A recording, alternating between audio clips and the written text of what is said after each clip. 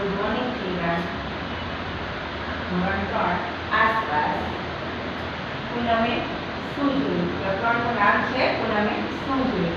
હવે વિચારો અને મુદ્દા લખો. તમે જોયેલા પક્ષીના નામ: કાગડો, ચકલી, સમડી, ચામાચીડિયું, ખિસકોલી, પોપટ, ઘુવડ, હંસ, કબૂતર, કાબર, ગીધ, સારસ, પતંગિયું, મોર, તીતર, બગલો. આ આપણે જોયેલા પક્ષીઓના યાદી છે. હવે તળાવની આસપાસ પૂનમે શું જોયું? હવે તળાવની આસપાસ પૂનમે ભેંસ, બકરી, બગલો, દેડકો, કાચબો અને ટીટોળી જોયું. હવે પ્રાણીઓના રહેઠાણ: ઘરમાં રહેતા પ્રાણીઓ: ઉંદર, કીડી, સાપ.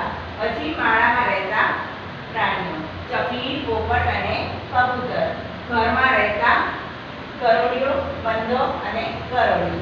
યાદ કરો અને લખો. ઉડી શકે તેવા પક્ષીઓ: બાજ, સમડી અને ગીધ. પગથી ચાલી શકે તેવા પ્રાણીઓ: ગાય, ભેંસ અને બકરી. પેટ ખસેડીને ચાલી શકે તેવા સાપ,